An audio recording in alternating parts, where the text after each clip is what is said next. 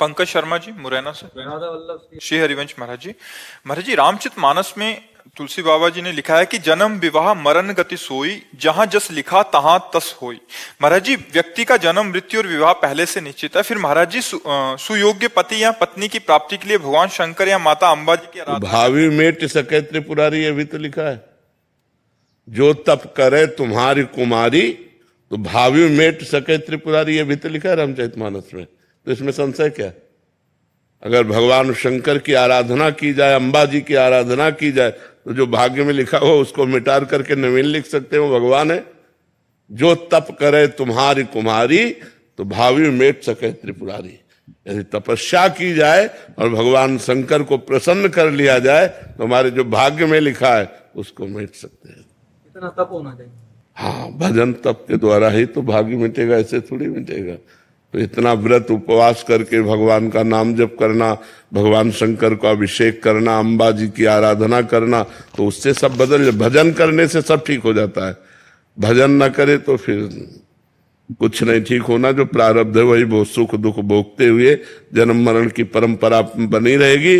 भजन करोगे सब ठीक हो जाएगा। चाहे राम का भजन करो, चाहे कृष्ण का भजन करो, चाहे शिव का, वो सब एक ही परम तत्व है। भजन से वारि मथे घृत होए बरु, सिकता ते बरु तेल, और बिनु हरि भजन न भवतरी, या सिद्धांत पेल।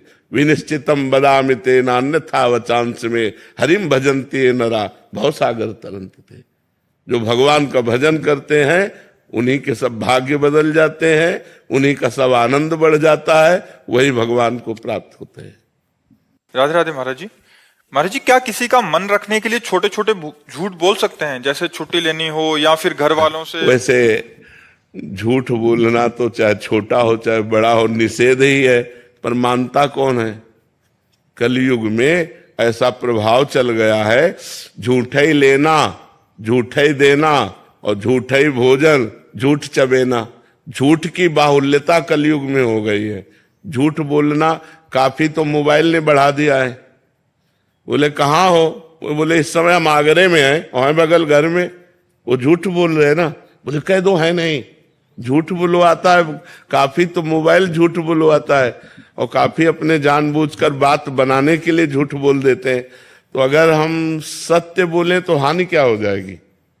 भाई हम नहीं आज आपसे बात कर सकते, एक सेकंड बोला काट दिया। हम क्यों बोले कि कह दो आगरे में है ऐसा? कभी कभी बड़ों का मन रखने के लिए थोड़ा करना पड़ता है, वो उदास हो जाते हैं ज्यादा। सच झूठ बोलने से बड़े अच्छे प्रसन्न होते हैं। सच बोलने से मतलब गुस्सा आ जाते हैं? नहीं, ऐसा तो मुझे नहीं लगता। अगर हम प्यार से अपने सत्य को, तो सत्य हमारी रक्षा करेगा, सत्य उनके हृदय को प्रसन्नता प्रदान करेगा। झूठ बोलना कैसे झूठ बोला जा सकता है? किस विषय पर? हमें जैसे मैं एक उदाहरण बताऊं तो हमारी समझ में आ जाए। जैसे किसी के घर रहना है, अगर मेरी फ्रेंड है उसके पास घर रहना है, उनको ज्यादा नहीं पसंद है, तो हम कुछ और कह के चले जाते हैं। कि पड़ोसी घर जाना है तो बोलेंगे उस, ऐसे इनकी माता जी को ये पसंद नहीं है, जाना इनके घर में, और जा इनके घर रहे, जा इनके घर नहीं गलत है। गलत है नहीं। तो अगर हम अपनी गलती सुधारे तो ठीक है। झूठ बोलना इसे चालबाजी कहते हैं, इसको चालबाजी कहते हैं। झूठ बोलना, चालबाजी करना, कपट करना, ये गंदी बातों को हम अपने जीवन में ना रखें। सीधी बात है, आपको पसंद नहीं लेकिन हमारा कार्य है वहां तक जाना, तो आप क्षमा कीजिएगा, मैं वहीं जा रही हूँ जहाँ आप नहीं चाहती हैं, हमें जाना अनिवार्य है। वो थोड़ा उनको बुरा लगेगा, लेकिन उनको पता है मेरी बहू कहाँ गई है। अब तुरंत काम बना, वो बोले उनके घर गए, बोले उनके घर नहीं गई, वो तो उनके घर गई है, तब तो